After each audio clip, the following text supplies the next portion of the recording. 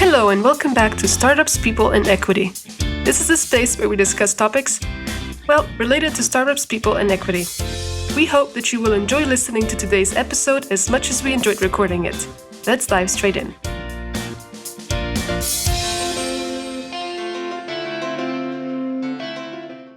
We have Adam Horne on the podcast today. Thank you so much for coming on and giving us a bit of your time. We are really excited about the conversation ahead. But before we jump in, I'll give you a very brief intro to help listeners orientate themselves around you and our conversation. So Adam started out in talent acquisition, where he worked for agencies as well as in-house. After spending a good 10 years in that space, he co-founded a people consultancy and became the CPO there. We have a saying in Hungarian about how the shoes of the shoemaker always have the holes. So I'll be curious to hear more on that experience for you. But via this journey, Adam developed a soft spot for transparency, and he recently launched OpenOrg, which we'll ask him about very shortly. In his spare time, self-confessed, he has none. He's the father of two energetic boys, so we understand why he has none, with another baby on the way. He's based in Somerset and uses whatever time he has spare from parenting and work to watch football and cricket. Welcome to the podcast. Would you add anything to that intro? No, I think you've summed up my life. Sadly, very, very quickly and very well. But I love the Hungarian shoemaker saying. I'm not a shoemaker, but I also have holes in my shoes most of the time. Happy to delve into that later on as well, for sure. I only have one energetic boy, so when you write, you have two. I'm like everything goes. You know, like you have shoes, you have holes in your shoes. Not a problem. You don't have spare time. That's understandable. Yeah, they become the priority, and they've also got holes in their shoes half the time. You buy them new ones, and the holes appear very quickly. All part of the fun. Cool. Maybe we can start off by you telling us a little bit about OpenOrg, and then we can probably go back in time. But I think this is probably what I couldn't didn't intro very well in my initial introduction. Sure. So at OpenOrg, we do two things. So we help companies become more transparent employers through a program and framework that's been inspired by some amazing companies like GitLab, Remote, and Buffer, just to name a few of those, and a few other really amazing, open, transparent companies out there. But we also act as an official verifier of transparency in these workplaces. So we provide an OpenOrg accreditation that helps employers to showcase and celebrate that transparency and also build trust with talent when hiring. So this is something that's, for us, has been weakened a lot in recent years, and something that we are on a mission to try and fix. What was your journey getting there to the topic of transparency? Yeah, a really long one, taking into account a lot of different experiences along the way. So this was a little bit of a light bulb moment in recent months, but actually there's been a lot that's led up to that and fed into that as well. So I've got broadly sort of 12 years experience in the people and talent space, and that's mostly as a founder or co-founder. So I've been always really lucky to be able to have full ownership around how I build a business, or dual ownership around how I build a business. But I've always defaulted to trying to be transparent with things like hiring, salary, compensation, feedback, and communication. So I've always been lucky to do that myself, and that's helped. But I've also worked with some really progressive companies along the way. We launched Scout back in 2020, and one of our first clients that I jumped on board with was a company called WeGift, who are now actually called Horne. And at the time, they gave me a Notion employee handbook. I never heard of Notion before at that time. It was brand new to me. And when I first looked at it, I thought, this is lengthy. This is quite long. I'm going to take forever to read through this. But it didn't, and actually loved it. I was really encapsulated by it. I was as obsessed with some of the information in there, and it almost looked after my onboarding for me. I was able to find out everything I needed to about the business, and that was the first experience I had with the Notion playbook, and I took that and actually said, we need to build one of these at Scout as well, which we did. We used that as a really, really important selling tool for our business when we were hiring, and it became an incredible tool for us to grow and hire the right people and retain the right people. So that experience with Scout actually has fed into my understanding of how powerful transparency can be when you open up as a business and share information with people. When I left Scout, I actually didn't have a plan. OpenOrg wasn't an idea in my mind at the time. I spent a little bit of time around November, December time, actually dabbling with a few applications, and really opened my eyes. Actually, I was a little bit shocked by some of the hiring processes, job adverts, interview processes I was involved with. It was very hard to get any proper information from any of these. And it gave me a complete opposite view of how I'd done things or been involved in things before as well. And that was my light bulb moment to a degree, was seeing how things could be done, but seeing how things typically were done generally at the moment. And that was my inspiration for OpenOrg. Let's get to that point where we can collectively raise that bar, make companies a little bit more open by default, and rebuild that bridge of trust between talent and companies, if that makes sense. How do you think, I fully resonated with that notion. I'm wondering how you see like the demand for transparency and how it's changed over the years. Really good question. I think it doesn't seem to have been something that's been in many people's radars or in the news a great deal up until the last couple of years. I think the last few years with the pandemic and the very volatile market that we've had over the last 2 or 3 years has really sped that up and accelerated that. There's a general feeling of people feeling a bit fed up with how they're being treated, whether they're pre-employment or post-employment and already in a business. There's been a lot of hiring and firing going on. And then it feels like there's a lot of people out there who feel like employers have been a little bit irresponsible with how quickly they've grown coming out of the pandemic and then had to make mass layoffs. So that's where there's been some real trust issues there. Almost like this feeling that companies are being mismanaged a little bit, and it's taking its toll on those people who work for those businesses. So transparency is something that's heavily linked to trust, and it's an answer to how we get to better trust. The more transparent you are, the more trusting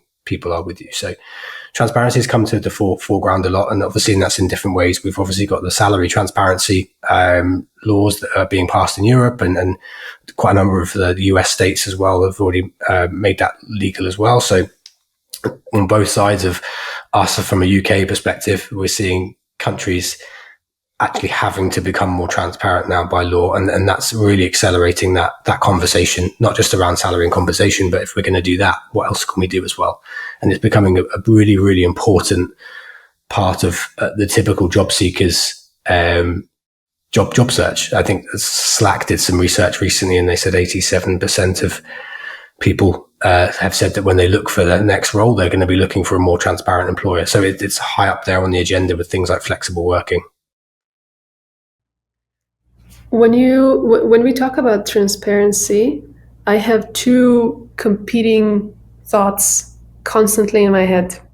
So first one, understanding what is the actual benefit of transparency. It seems that at this day and age, we have to present it as a qualitative and quantitative benefit for people to understand what it means. On the other hand, we have just lived through a lot of turmoil, like you said, and there have been good arguments against 100% transparency. And so I was wondering if you could maybe have these thoughts and walk us through, like, why should we care about transparency, and then why do people sometimes don't? Yeah, it's a great point in positioning. And first of all, I'd say that you should never aim to have 100% transparency anywhere. Even GitLab, who are the sort of the undisputed greatest of all time when it comes to transparency, they're also very open in saying there are some things we don't share, and we have reasons for that. So every business has to decide what that word means to them. You've got to try and define what transparency is for your business. So I'll come back to that in a minute. Why should we care about transparency? We touched on it earlier as well, but transparency creates trust, and trust underpins any relationship out there, whether that be personal or professional. So without trust, you have nothing. And trust also builds loyalty too. So the moment you share a piece of information with someone, they feel trusted. They feel trusted with that information, and that increases their sense of loyalty towards you. And in a working environment, that is really, really powerful. When you're sharing that information with an employee or a potential employee, they feel special. They feel trusted. They feel like they've got that connection with you. And when you don't have that, you actually leave yourself completely open for others to drive narrative. And that creates things like secrecy, rumors, assumptions. Lots of these will be unfounded and not true. But if you haven't been the person to control that, to share that information with people, then it's completely fair that these rumors, these assumptions will start traveling around your business. So if you're not the one telling that story, then it's completely fair that will happen. And that can lead to all sorts of problems. That's really, really dangerous. So that is a core concern, is why people should care about transparency. Now, what level of transparency should you care about or look to try and put in place? That's where you have this sort of sliding scale of we care a lot, or we don't care at all, or we want to be super transparent or not transparent at all. So I think with regards to that, it's important to stress that word transparency doesn't have to mean that you're suddenly sharing salaries with everyone in the business or radical things like that. Transparency just simply means being better at sharing information, be better at communicating with people, whether that be your employees or potential employees. And you have to define what that word transparency means to your business. So I talk to people a lot about coming up with a transparency philosophy. And that philosophy is a statement effectively that can help guide you as a business, that can help set and manage your expectations of your employees and talent that are looking at your company as well, and help them understand what do we share and why, and what don't we share and why. And you can control that. You can define what that means to you, and people will understand that. So it's fully in your control, which is nice. It doesn't have to be scary, but you should definitely care about it for those reasons we talked about just now. I think at this stage it's probably helpful for listeners for us to kind of apply this topic of transparency to a concrete problem and see what the grades the grades of gray are. So we know like compensation fairly well, and maybe the two endpoints I can share, and then you can tell me like what you see as the in-betweens. So zero transparency would be no one knows anything about anyone else's salary to any extent, right? Like it's up to every individual employee if they wanted to share that information with anyone else in the business. And then the opposite end is everyone knows everyone else's salary. So this is kind of like the buffer level of transparency, I guess. So what are the steps in between? Yeah, you can create whatever steps in between you want to as a business ultimately as well, which is really nice. But there's been some, I think for me, the minimum expectation for me, and that's not for me personally, but I think from talent and people who are looking at your company and looking to apply, they want to be able to look at a job advert and see a salary band. They want to be able to see roughly what can I expect to be earning before I hit apply on this job. So how do you get to that place? You need to probably have some internal salary transparency, and that doesn't mean sharing individual salaries with every employee in the business. That means working out your internal salary bandings and levelings for all your roles. So there's some benchmarking and compensation work that you have to do there. It can sound scary. It's really not as scary as it needs to sound. But that is the first level of transparency that I would see people step into when they're going from none to something, is get your salary bands, get your levels in place. You can work with experts and companies in that world to get to that point as well. Once that internal transparency is there, all your employees can look internally and not see what each other's on, but see roughly what certain positions within the business pay. And that's important. Once you've got that in place, you can then move to an external level of transparency there, where you're actually starting to be able to share salary bands on job adverts without the fear that your employees might see them and get upset or realize that, okay, someone else could be being paid something that I'm not. So there's no surprises, no scares there. So that's really important. I think if you want to take it a little bit further, one thing that we talk about with companies at OpenOrg is giving some more context to people as to the decisions that are made and how they're made. So you've probably done a lot of work to establish these salary bands, these levels internally already.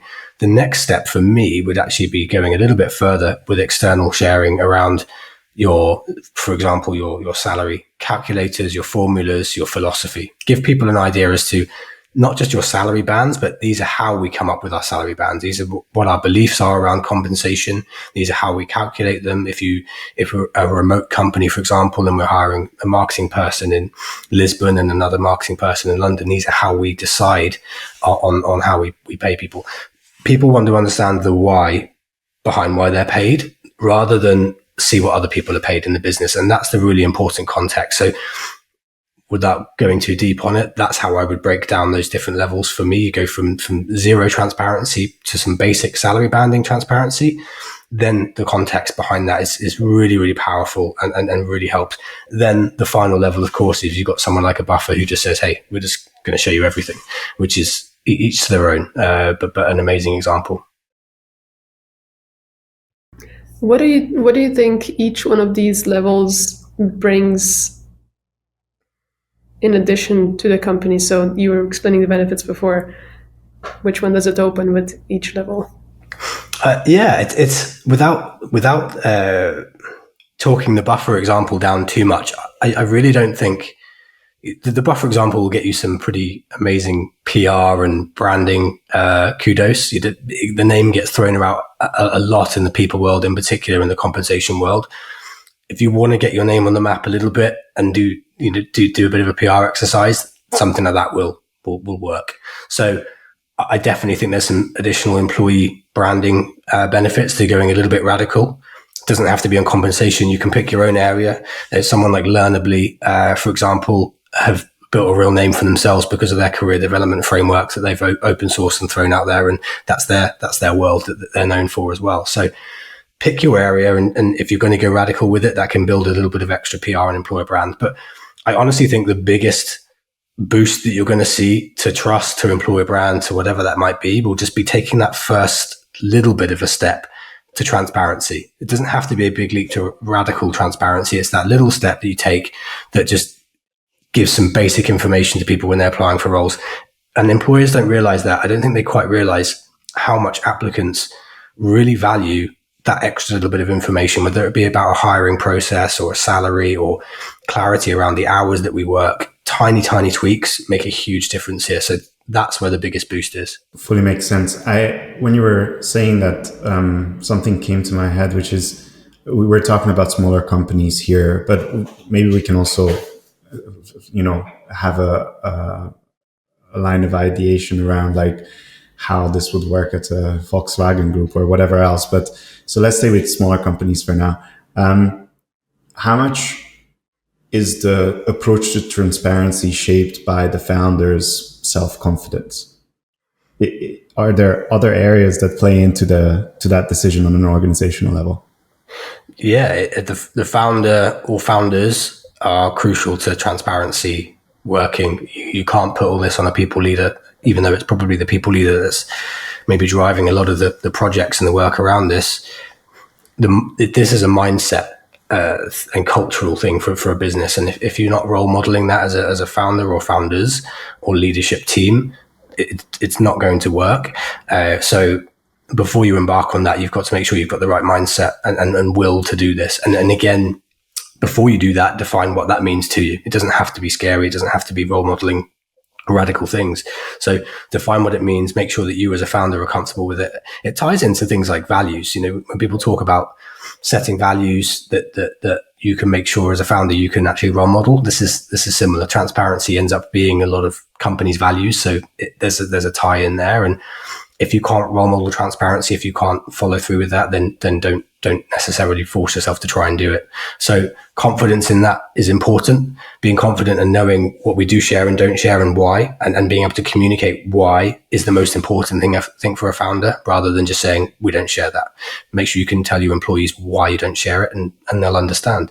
I think that the role modeling is crucial. When you were just saying the why is important, it got me thinking to the fears that perhaps people that are actually going to roll out transparency have. And have you seen things go maybe a little bit bad, and how did they fix it? What are some things that people should look out for? Yeah, it's a big fear for a lot of companies that if we start sharing things then that aren't great, everything's going to go wrong. There's a big conversation to have around this with things like recent layoffs and the economy and what's happened in most businesses out there, which we can always touch on as well.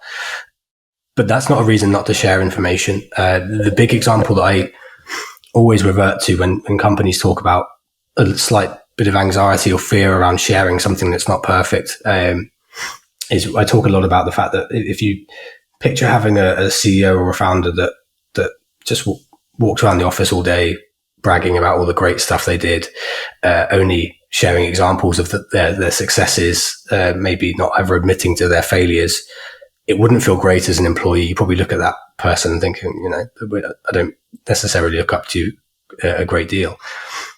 Founders nowadays are told to be vulnerable. They're told to share their failures, their challenges, what's causing them to struggle.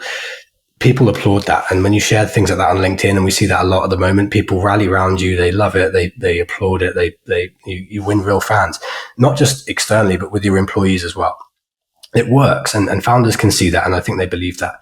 Apply the exact same thing to your business when it comes to transparency. If something's not perfect, if you've failed, if you've not succeeding against something, it doesn't mean you should hide it.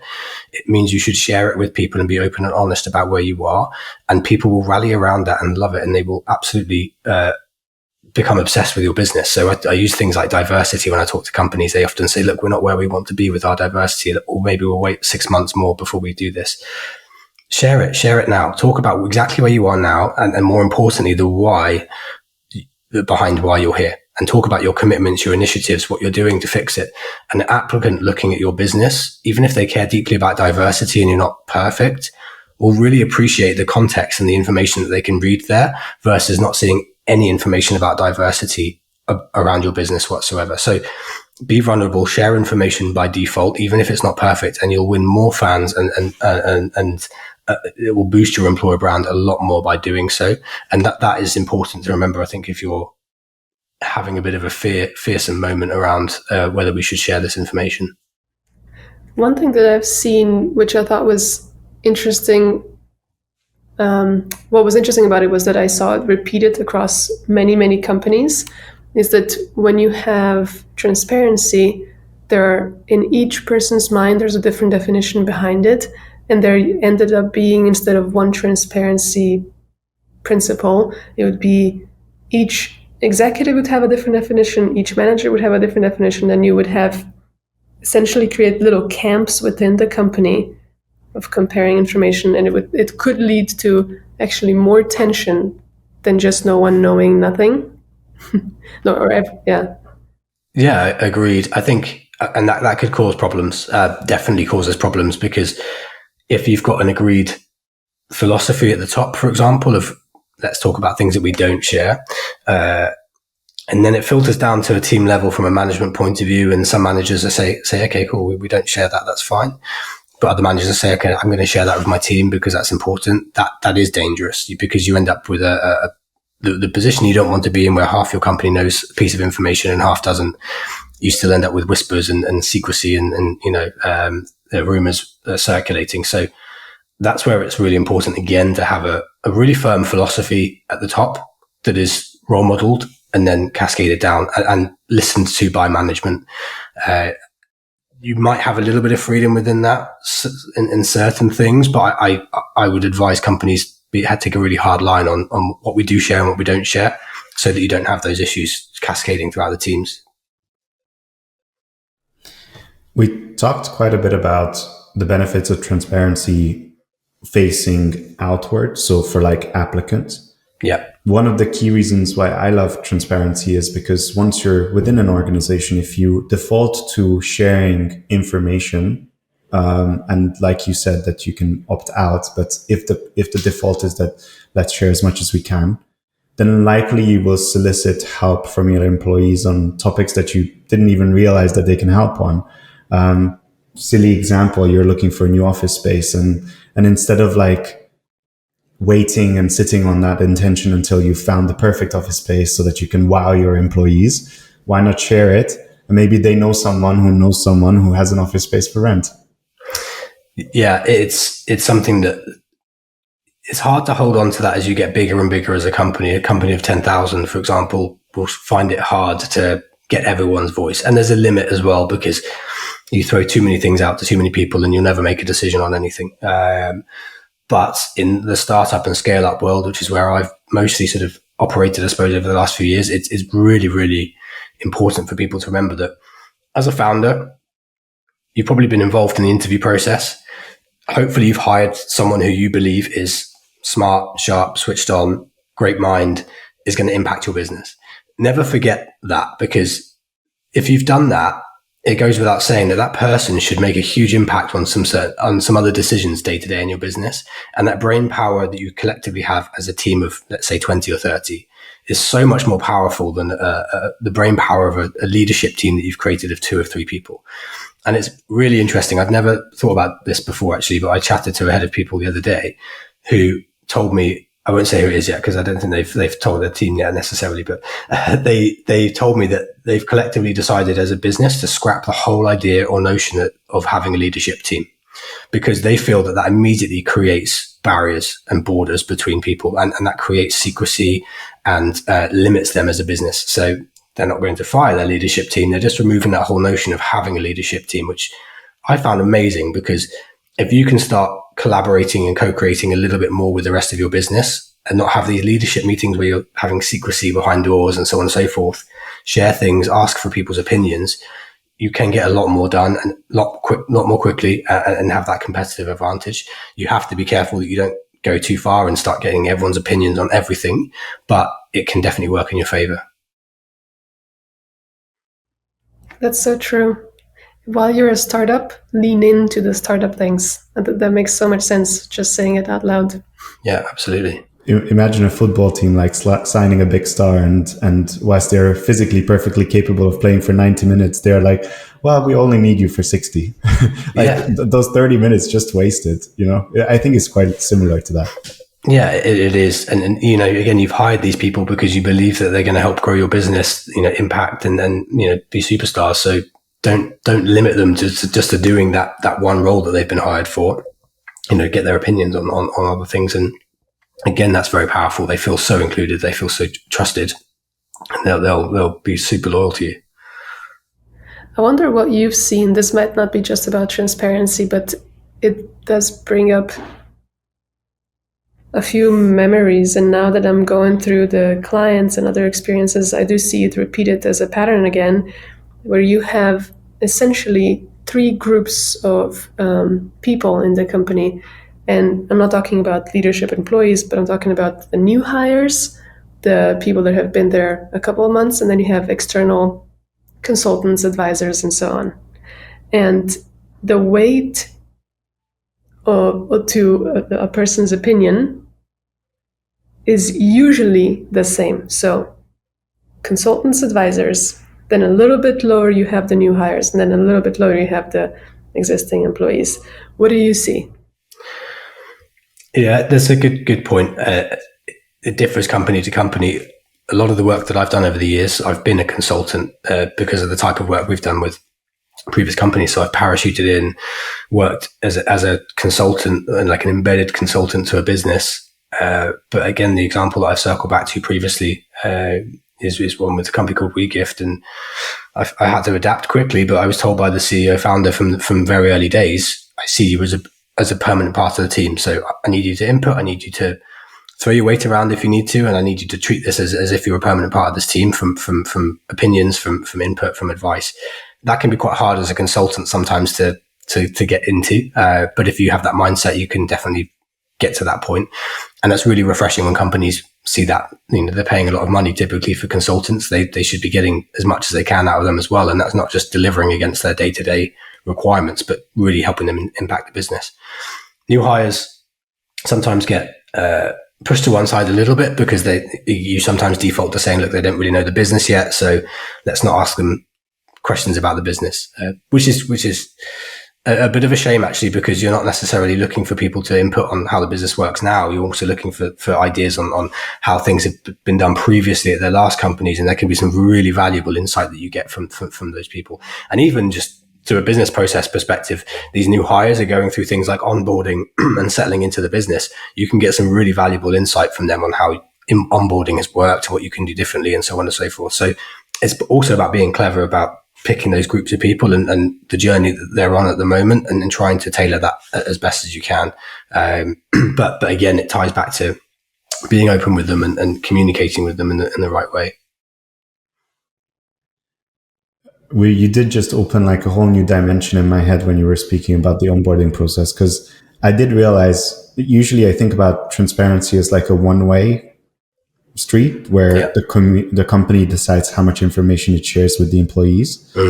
But I guess that by default then determines what is shared back to the company, right? So if in the onboarding example, you could learn a lot more from your new hires if you're a transparent organization, I guess. Yeah, I think, again, if your mindset as a founder is defaulted to sharing and to open, then you're more likely to be receptive to feedback and information as well. So if people share some feedback or information with you, you're more likely to listen, to hopefully implement something or improve something, or show that you've taken it on board. And people will continue to do that because you're role modeling the right behaviors there. If you're not default to open, then people will quite quickly stop sharing information with you because they realize there's no point, it won't be listened to, they don't want my input. So there's, again, this sort of like psychological safety aspect to this, and which ties heavily into culture. And it's important for companies to remember that the norm at the moment is not transparent. That's what we're trying to fix with OpenOrg. So when you hire someone, typically they're most likely coming from a business that isn't used to transparency, isn't used to sharing. And if you are a transparent business that is expecting that, you have to remember that this person who's being onboarded will take some time to get used to sharing information. You have to remember that you need to encourage them, coach them to get used to that way of working. And some people really struggle with that. So that's a really important thing to remember if you are a transparent company hiring, just generally speaking, because most people won't be used to your environment.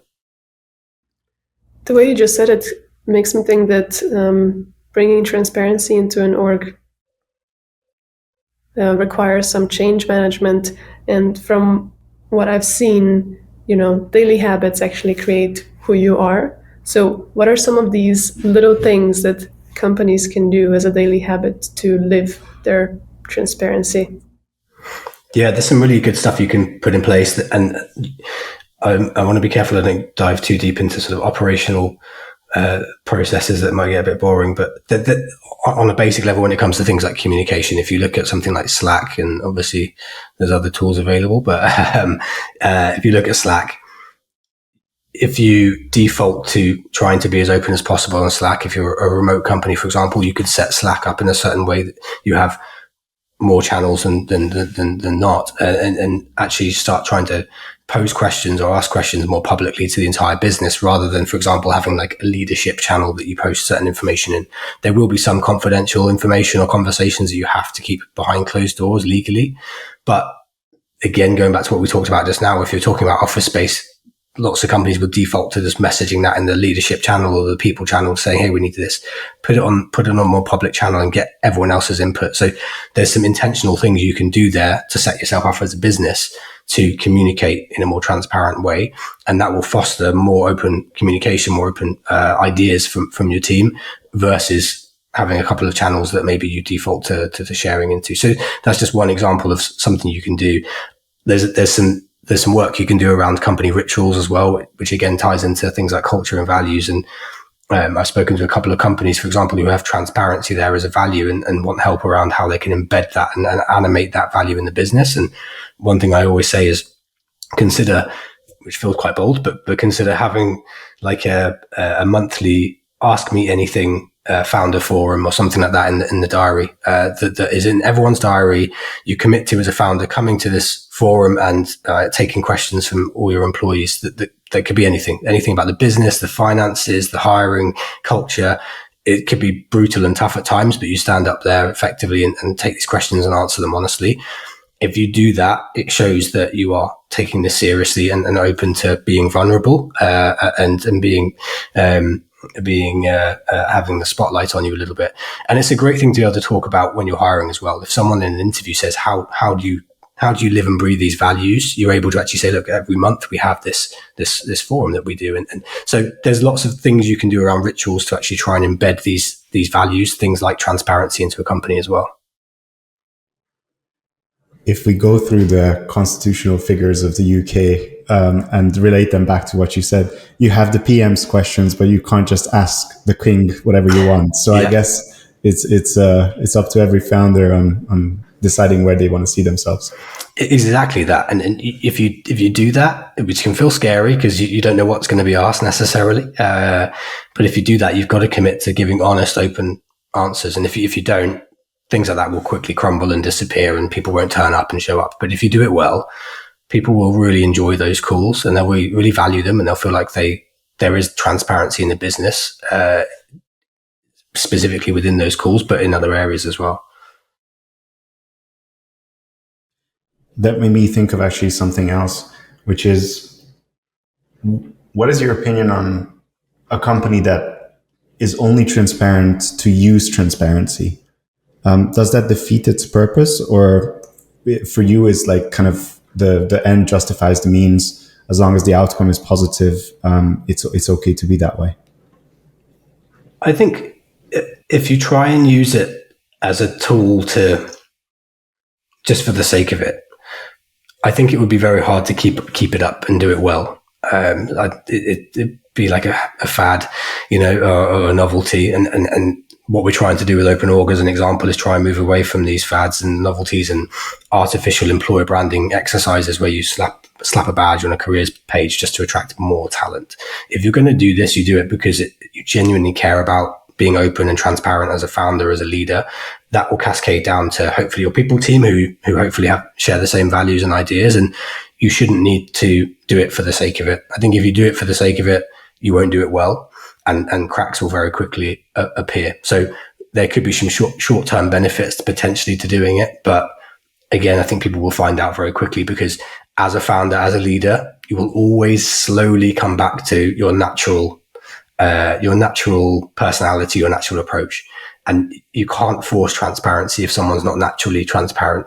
And it's okay if someone's not necessarily transparent. There will be some companies out there that aren't the most transparent in the world where people will still thrive and enjoy it there and be okay with the lack of transparency. But if you can do it, you should. And then you should definitely default to it. I think a good litmus test for transparency being performative rather than lived would be what you said with the ask me anything. If you give people the option to send anonymous versus non-anonymous questions and see if they do have, the courage to actually put their name to the question, I think that might be a good indicator throughout the rollout. Yeah, it is this anonymous survey, whether it's like on a Slido or like an engagement survey thing, is one that I never know which side I sit on with this, because the utopian place you want to be here is a place where you don't have anonymous options to submit questions. People feel very comfortable to ask their founder or CEO anything and know that they won't get in trouble, know that they won't be looked badly upon. They're not going to be, in an awkward position. So that's the utopian place you want to be. But there realistically is not many companies out there who do that. And even if they put those things in place, it doesn't matter how safe you can make people feel. There's still individuals out there at an employee level who are a little bit more introvert and don't necessarily want to be putting their name to things as well. It doesn't mean that they're scared. It just means that they don't want to be in the spotlight necessarily. So I think you'll always have that situation where you've got anonymous questions. The hope is you've got two options there and the majority are happy to put their name to a question, and you'll always have some anonymous ones as well. I think if you've got the two options and they're all anonymous, you've got a little bit of work to do around building some psychological safety in the business. Yeah, I think it's also so if we're looking at this, I think from quite an intense employee perspective, but people that are getting asked the questions are also people. And so I do understand the want to not have it anonymized. ask me the question. Don't just attack me with a thought that you had in passing 30 seconds ago. So I see both. That is, the frustrating thing as a founder, and I've been there myself, is when you get a bit of criticism or whether it's constructive or slightly more aggressive, maybe, you want to know who's asked that, not because you want to tell them off or fire them. It's because you want to fix it, and you can't really fix it until you can get a little bit deeper than just a statement.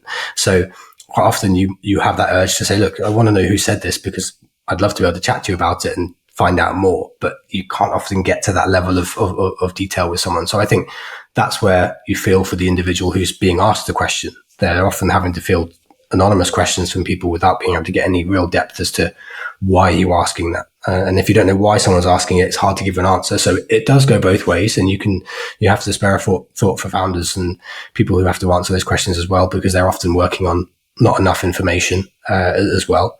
But there's a way of being able to start that and try and build that trust with people, I think, as well. Being one of the most impatient people I know it's a hard one to digest sometimes, but I think it's also important to mention here that the company culture is not that like 3 minutes of the question and the answer, but in your answer, you can plant a seed that then means that you will maybe 2 months down the line be able to actually converse with that person because they come forward and confess, actually, that was me in that situation. And then you can ask them, well, what was your thinking behind that? And did we manage to address it in the past 2 months or whatever else? Yeah, agreed. And I think one of the most powerful things you can probably do as a leader is accept responsibility. It doesn't mean you're being blamed. It doesn't mean that you're defaulting to have to say, yeah, okay, I messed up every time. But if there's something that you could have done better, don't keep finding excuses. Don't always find an excuse for criticism and deflect it. Be vulnerable, admit, okay, we messed up, we didn't do this well, we didn't do that well, you are right. And start showing that vulnerability. And over time, people will see, okay, he or she is saying that it's okay to do that. They're opening up, they're being vulnerable. I feel a little bit more comfortable to go and speak to them now and share this information with them. So it can be a long road to get to that if you haven't already established that level of trust, but it's something you can start doing. And again, it doesn't come naturally to lots of people. Lots of people's default is to say, oh, I need to find a way of deflecting the blame to something else, whether it's a person or a situation or whatever that might be. And when you always have that, people become weary of even bothering to criticize or give feedback because they think, well, what's the point? No, they'll always have an answer. So I think that's a step you can take. I wanted to go through a quick comparison of the companies that keep getting mentioned with transparency. I've been developing some thoughts around it. So now that we have you as a conversation partner, we get to go deeper. So I think when I think of transparency, I have a couple of companies in mind, GitLab, Buffer for sure. And then sometimes I think about ConvertKit. I don't know if you've heard of them. And then years ago, Hotjar was also quite popular with their opinions.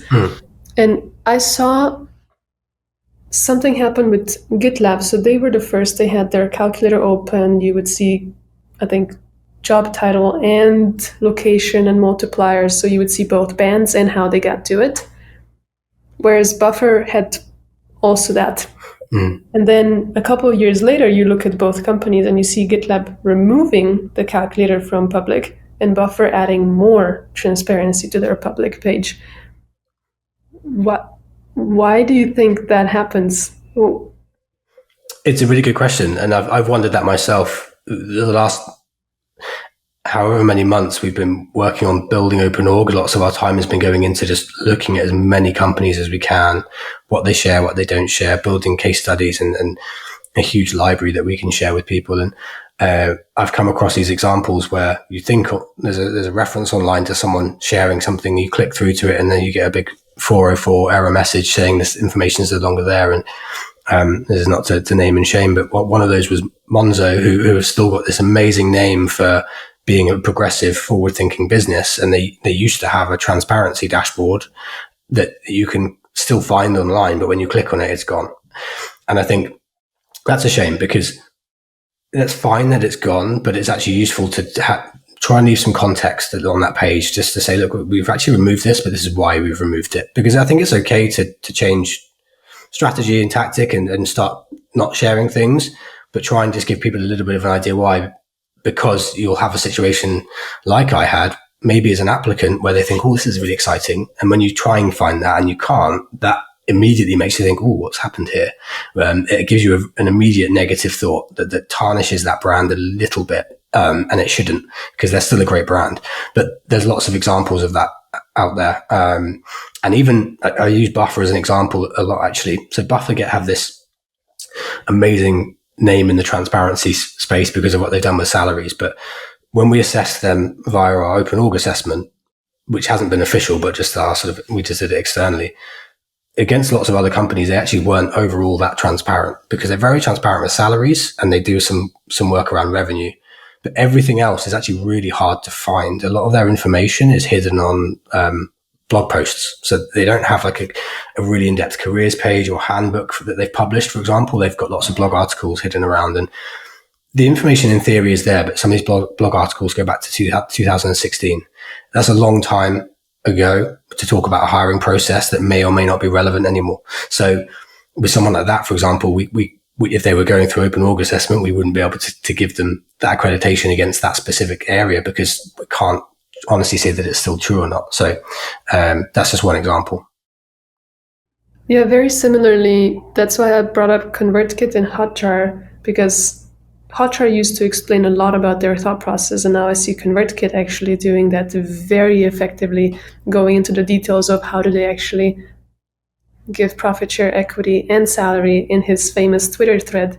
So where, based on, you just said this accreditation, where does this fall? Is explaining thought processes and maybe even some industry secrets a thing on your accreditation? Not necessarily. I think there's an element of what we do where we have to see some visual evidence that there is information publicly available that you can click on and see. So I gave the Monzo example earlier. It's not enough to say, hey, actually, we've got a transparency dashboard. We've got to be able to click on the link and actually go there and see that it's live. Further to that, some of the achievements, as we call them, are time bound as well. So we have to be able to see that there's been some sort of timestamp there of some sort, so that this information is up to date and relevant. And you've confirmed as a business that even if it's from 2016, you've confirmed to us that it is still relevant and it's still true. So there is a time bound element there in terms of giving context behind information. We also encourage with a little bit more creative freedom on the company side to try and go a little bit above and beyond and give some context around certain things. So if we use, let's use equity as an example, you've got all these different options of setting up your equity or share options scheme in different ways as a business, which is great. You make your decisions and that's absolutely fine. But we encourage companies to go a little bit further with that to try and give some context as to why they've decided to set it up that way. And if you can do that, you don't have to get accredited. But if you can do that, again, it will add heavily to your employer brand to make people feel a lot more comfortable with what they're reading. My content for discovering like the space of transparency is going very well for the episode. So thank you very much for that, Adam. No worries. There is one more piece to the puzzle that I really want to gain your opinion on, which is, have you been able to link transparency to company performance, to business performance? It has been, not necessarily by me personally. I've not done any research myself, but there's a lot out there. Heaps of stats and articles where, and it ties in heavily to culture, but the more transparent you are as a business, the better your business will perform. And it's not that the link there really is a chain of events, I suppose, in that the more open you are, the more trusted people feel, the more loyal they'll feel. So that has a direct impact on your retention levels of employees to start with. People will stay with you longer, they'll be happier, they'll also perform better because they care about the business more. They feel like they're being invested in, they feel they're being trusted in, they feel like the decisions they make are impacting what that business is doing, and they work harder to try and make sure that they are contributing to that. So that will eventually feed into businesses performing better. And there's a heap of studies out there that have linked higher profits and revenue and performance to transparent businesses. So it's a thing. It's been done. It would be awesome to link like maybe one or two of your favorites in the show notes. I think that would probably go a long way. Yeah, I can share some. Last question from my side, because I'm conscious of time. Can you walk us through the process of how you work with clients to embark them on this journey of transparency, or help them even further if they've already began that journey? Yeah, of course. So high level, I'll try not to ramble on too much, but first conversation normally is a case of trying to understand what transparency means to that business. Why are you looking at OpenOrg? Why are you interested in transparency? What does that word mean for you? Where are you now with transparency in your eyes? Have you already reached where you want to be, and have you been intentional, or are you at the start of that journey and you want to get to somewhere else? That will help us understand which route you go down effectively to work with us to become accredited, because we've got two different routes that we go down. One is what we'd call self-led verification, and that's for companies that are a little bit further ahead. Take a GitLab, for example, or a Buffer. So we can get you verified and accredited within a couple of weeks just by taking a snapshot of your business now effectively. That's the self-led version. We've also got a cohort-led route as well, where we'll typically take groups of people leaders through a more handheld coaching type approach to getting accredited as a business. So if you're earlier on in your journey, if you want to see that as a personal development thing as well as the business, and you want to learn alongside peers and other people, we can take you through that in a slightly more handheld way, which will still guarantee you that accreditation at the end. And we'll work with you to build that roadmap, not just against what you want to be verified against today, but also we've got 30 areas in total that we assess against. So there's this roadmap that you can take with you and execute against for the longer term as well. Great. I wanna round off with a question about equity. You mentioned a little bit that you want them to go the extra step. And I wanted to ask the final, of course, sub-question and question. First, what is your relationship with equity? And then how is that when you overlay transparency on top of it? Do you see correlation between equity, transparency, and performance, retention, attraction, and so on? Sure. Well, on a personal level, as an employee, I've not had a great deal of exposure to equity before. My first job out of university, I got included, I think, in the company share scheme, but it was a big corporate recruitment company. I was 21, I think. I wasn't really that interested in it, to be honest with you. I didn't know much about it, and it wasn't a big part of my decision to join them. And I don't think I ever looked into it. So that was my probably the limit of my personal exposure to equity. But since then, as a co-founder, I've always worked in the startup scale-up space with tech companies, helping them to hire. So it's always been a big part of the conversation. And then I can see that talent takes it very seriously in the startup scale-up world. They do care about it, and it's a big part of their decision-making process when joining companies. So it's an important piece to get right. When we looked at putting share options in place at my last business, which I left before we finalized that, so I don't know necessarily what's happened since, but it was a long process for us. But I didn't quite realize how intricate the pick and mix buffet of options are when you are setting up that equity scheme. So it blindsided me a little bit, to be honest with you, sitting down and realizing, okay, you can do it this way, that way. These are the options that you can pick. These are how you can tailor it to effectively to work for you as a business, which is important. The business has to really make sure it's safeguarding itself, and that's absolutely fine. I understand that as a founder, and I understand that as an employee, but what you don't tend to see is the transparency there from between companies and employees around, again, why?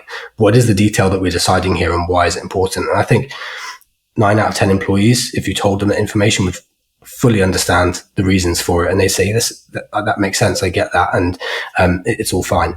But the sad fact is there's a large majority of employees who are joining companies out there at the moment being sold the dream around equity and shares and so on and so forth. And the reality is they're highly unlikely to ever get those. Even if there's an exit event, there's certain conditions that can be put in place, if you leave the business or whatever, that might be seen as you losing those shares. So just giving some more detail around things like what do good and bad levers mean. People don't understand that. How do we treat them? What does that mean? It really is important if people are making these decisions. So anyway, that was my that's my sort of view on it and my extent to it. Fantastic. We are working on introducing not just numbers as a benchmark, but terms. That is equally as important when a candidate is evaluating an offer. I think it goes very well hand in hand with transparency. So if you are giving salary transparency, which is a bit more straightforward with a range, with equity, you gotta go that step further and say, yes, we have the numbers, but we also have a good lever clause. We have maternity leave that doesn't stop your vesting, and we have accelerated vesting on exit. Great. That tells you quite a lot about what you were just offered. Thank you very much, Adam. This was a great conversation. It was great to have you here. No worries, my pleasure. Thank you for inviting me. Thank you for your time. Cheers, guys.